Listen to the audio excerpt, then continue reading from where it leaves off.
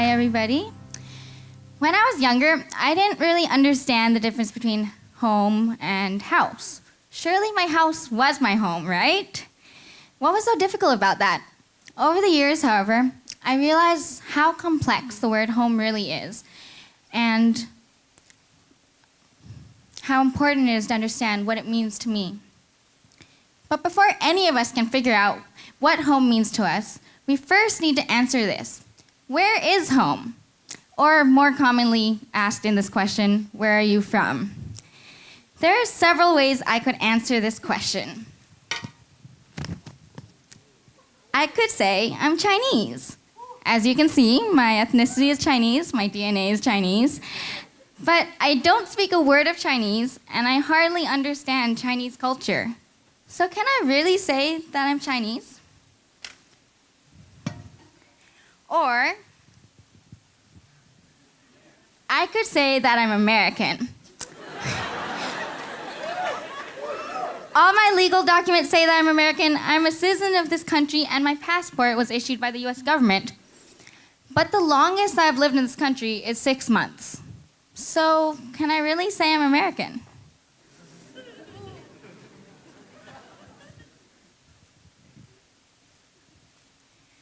Finally, I could say that I'm Pakistani. I've lived the last 18 years of my life in Pakistan. I can read, write, and speak the national language of Pakistan fluently, and I understand most of its cultural nuances.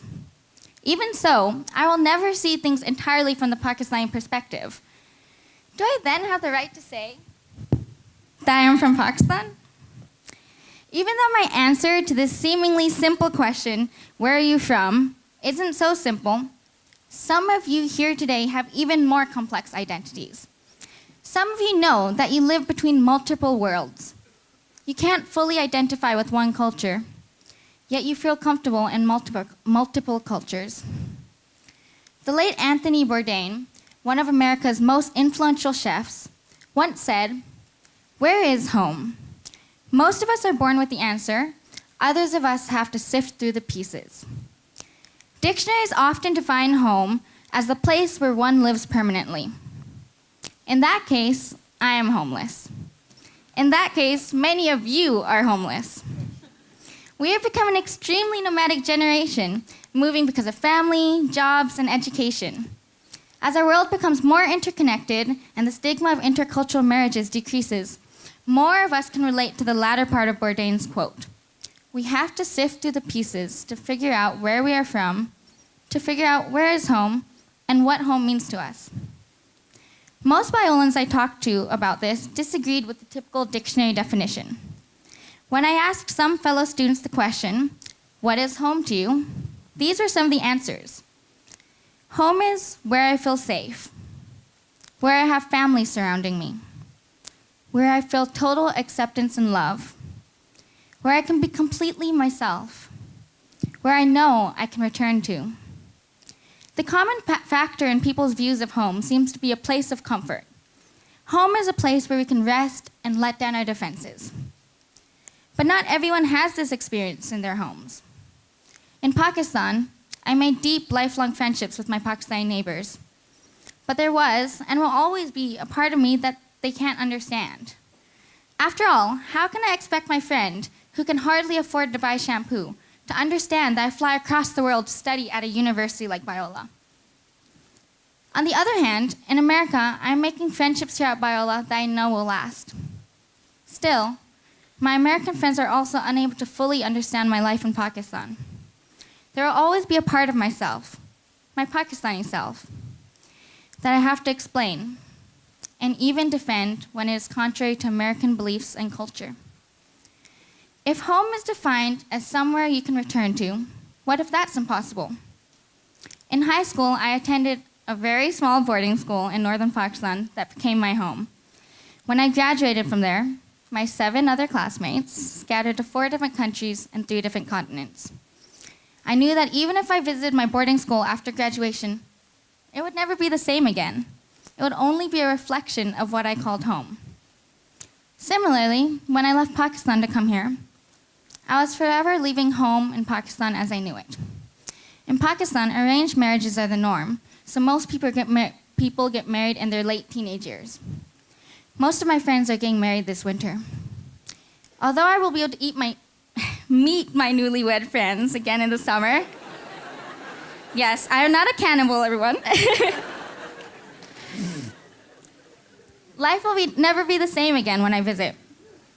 My friends will be in different places, living wherever their husband's family is. We will not have the freedom we had in earlier years as they take on the responsibilities of wifehood. So this is what home is to me. Home is where God has met my weaknesses and discomfort in a special way and reminded me of his immense love and unfailing faithfulness. Because this is where I feel safe, where I have family, my Heavenly Father, where I feel total acceptance and love, where I can be completely myself, where I know I can return to. Home is Miprkas, the rural Pakistani town where I was raised. Home is Pasadena, the Californian town where I spent a summer every 4 years. Home is Monrovia, the Californian town I lived in for 6 months when my mom underwent cancer treatment. Home is Murray, the Himalayan town where I attended boarding school. And now home is also becoming La Mirada, the town in which I attend university. I believe that God will meet me here in my inadequacies and in my grief at leaving my home in Pakistan. Home is the memories formed in all these places. Home is not one geographic location, but is every location where a piece of my heart remains in friendships and in memories. Home is the effort that I put into getting involved and connected in a new community, such as Biola, forming bonds that will last even when we are separated by thousands of miles, by cultural differences and language regions. Home is understanding that I can be completely accepted and comfortable in God's presence no matter where I am. Even still, I have to acknowledge the heart-wrenching pain we feel when we are torn yet again from our current home to a strange unknown. Leaving home is never easy. But it is a reminder that ultimately, my home is not here on this earth, and neither is yours. I think the German-Canadian English singer, Alice Merton, unknowingly put this brilliant truth into words when she penned the lyrics, "I've got no roots, but my home was never on the ground."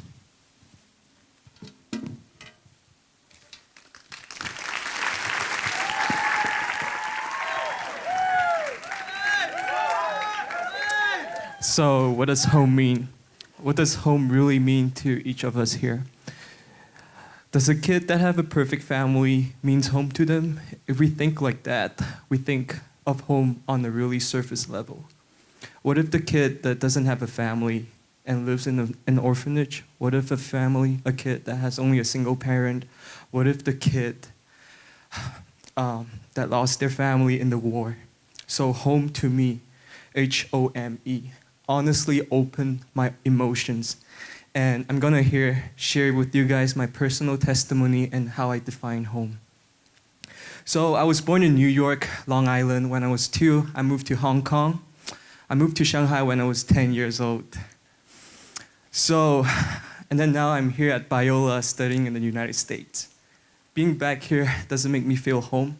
I love the culture, I love the food, no offense to anyone who loves America. But I love about China and Hong Kong and Shanghai. It's not because of the place, but that is because it's home to me. It's where I shared the memories with my friends and my family.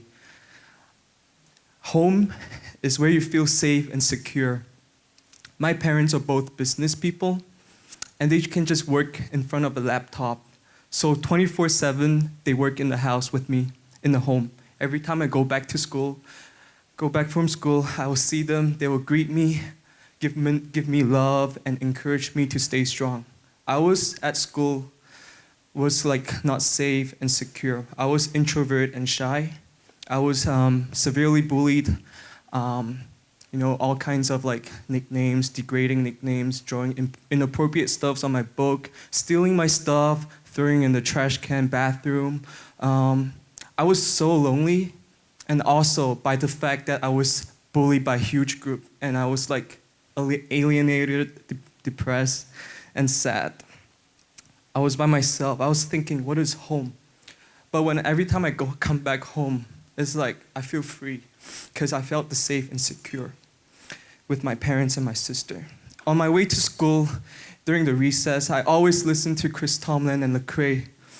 Their song, melody, and style of music really resonates me and helped me just stay strong because I had that temporary safe and secure. However, I was in 10th grade. I lost all my temper. Things just didn't go well. I was doing all kinds of stuff. I listened my earphones and I maxed the volume. I jumped off of a 15th level of stairs. I don't feel pain at all to my body. I don't know why. But I was weird already, and people think I was even more weird, and my grade was not really doing really well, and I was expelled from school. And I think that was during my depression. Even at home, I lost a sense of really what home means. I cannot share to anyone. Nobody can understand me. I swore all the time to my family. I scowled to my parents. My sister, she was even so scared of me, and she hides away in the bathroom. My parents can't sleep. I was this angerness, this energy so just keep coming into me. I can't let it go away. I can't sleep for 5 days straight, and every night I was contemplating how to end my life. And my father was able to rescue me out of that and bring me to Taipei for help. In Taiwan, I was in this room for 7 months. All the windows were barred. And my father laid down his mattress in front of the room just to make sure I'm safe. He sacrificed a lot for me. He sacrificed his community, his job, his friends, and just stayed with me 24/7 in Taiwan with me. Every day I was just eat, sleep, and look doctor. My life routine is eat, sleep, and sit in front of a TV or do nothing. Literally, I don't have a life there. But I had a long silence and loneliness again. But all I see is my father. He was the same situation as I was. He has nothing to do. All he does is just praying and praying and praying. At the beginning, I found it really funny because I was like angry to God, like why this happens to me. But later, I tried the way that he does, and during that process, I feel like I can actually be honest openly about my emotions to God. And gradually, I was able to step out of that and get my life back to Shanghai, work in the factory. I gained lots of weight, and I lost the ability to speak, to make eye contact. And it was tough for me to get back to life, but the church members in Taiwan and Shanghai support me consistently, and like it gives me a lot of courage. And my dad's prayer really still now reminds me of home. And when I come to Biola as a freshman, it was tough. I was away from home, long distance. I don't know anything. I was out of school for 5 years. Dang, that was a long time, but 5 years. I don't know how to social, like I don't know how to like interact with people. It was tough, but it was the first time I was studying in a Christian school, and I was able to find like GSPD and also some other close friends that I can really freely share about my opinions to them and my feelings. And through that, now I'm a senior. I'm thankful for who I am now. And in Biola, I really had like a really unique and special experience. Though my grades are not doing great, but I'm doing well as a person. Thank you. And one getaway from here is fellowship really affirms the brothers and sisters in Christ in this one big family of God's kingdom. And that is how I think and define of home. Thank you for listening. Good evening. My name is Bailey Myers, and I'm a sophomore here. For this evening, I was asked, like following with this theme, I was asked to talk about the idea of home. For me, home is a really interesting concept just because I didn't really truly understand what home was till about 1.5 years ago. So I'm originally from West Virginia, so the East Coast, and I was born and lived in a little house in the woods with no neighbors for like 2 miles for like my first 4 years of my life. So all I remember is just being with my parents, our dog, and my older brother, Boyden, who also attends here, wherever he is. But after that, my dad became a pastor in this town, and we moved to this town, and I thought this town was huge, guys, but it was only 200 people. So I'm thinking this town is huge because I'm coming from a place with not even any neighbors. But at that time, it was so easy for me to transfer from this little place to this bigger town because I was so young and I hadn't even started school yet. When I started school, I was in love with it just because I'm a super huge extrovert and just honestly really enjoyed being able to make friends outside of my parents and my brother. But when I was 8 years old, my parents decided to become missionaries. It took a few years to get the funds raised and everything, but after a few years, in the winter of 2011, my family moved to Costa Rica. Now, Costa Rica isn't too far from the US, but there is such a large difference in culture between here and Costa Rica. When we first entered Costa Rica, we were in this small house, and I was kind of mad at my parents, at God, and just everything, just for the sense that, like, you just took me from middle school, and middle school is a hard year, guys. You took me from middle school and put me into this country where I can't speak Spanish. I don't look like anyone, and when I'm out on the street, people stare at me and essentially make fun of me or need to touch me to see if I'm real. To a point where I was just like, why am I here? Like, I don't feel comfortable. We're in this small house. Like, my brother showers 3 times a day, and I just want to use the bathroom. Like, it just got annoying. So after a bit of time, after a month actually of living in Costa Rica, my brother and I started school at an international school. I did not realize how much you need to trust in God at this time in my life. I hit the point where I went into school with the idea of, I'm extroverted, people in my old school loved me, of course people here are going to love me, and that was not the case. I entered a class of about 20 students, and I was the only blonde-haired, blue-eyed white girl in the class, and everybody else was Costa Rican. I realized that because I didn't trust in God, I set myself up to fail. And in that moment, I was kind of just terrified because I couldn't make a friend, and I just went into this state of just sadness because I didn't feel like I was at home, and home was somewhere where my family was, and it was a place at that moment in my life, but I didn't have a place that felt like home. But I still had my family, so that was a blessing. It took me 6 months of living in Costa Rica to make one friend. And for an extrovert, that is very difficult because I very much enjoy socializing. But this friend, her name in Spanish is Milagro, which means miracle in English. So I always called her my miracle from God. And throughout the next 6 months that I lived in Costa Rica, I essentially had changed my life in the sense that I left it in the hands of God to provide friends for me, and if it was His will, to provide those friends. After 6 months of living, or a year of living in Costa Rica, my family we moved to Mexico, which was our final destination. I was so frustrated and mad all over again because Costa Rica had just started feeling like home because I finally had friends. I finally knew how to get to the marketplace to buy fruits and vegetables, and it was just a difficult time in the sense of, you're making me leave this place that I just made home.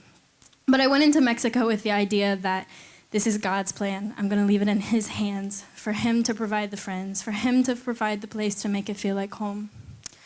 Now, when I went to Mexico, I went to a small Christian school, and it was great. My brother and I really adapted into the culture very well, and my family. And we started doing mission work on weekends, and my brother and I would go to school during the week. It was a kind of a taxing life just in the sense that there wasn't a lot of rest for us. But we made friends, and we had a house, and it felt like a home, and I was honestly loving life. My life started to go a little crazy in my junior year, though, of high school, when it was the end of my junior year, and my brother was leaving for college. And my idea of home at this time had been something where just my family was. And at that point, I was thinking, what's home going to be now? Because my brother's moving away, and he's never going to come live back at home with us. So I was wrestling with this idea of home for almost a year until my senior year. And when I got to my senior year, thankfully I had my parents and my close friends. And once I graduated with my class of 6 people, woo, was a great graduation, guys. Super small, super fast. But once I finished high school, I was thinking, oh no, I have to go to college. This was just something in my mind that I had always thought I should go to college. And one thing that really struck me was I didn't really know where to go. I had two places that I could go to. I could come to California, or I could go to Ohio. And I have family in West Virginia and Ohio and everything, but my brother's here in California, and my family's in Mexico, so it's easier for me to get to my family if anything happens if I'm in California. So that's kind of how I decided to come here. But in between the time of me leaving Mexico and me coming to Biola, I was just so distraught and frustrated because I couldn't figure out where home was going to be, because I was leaving my parents now.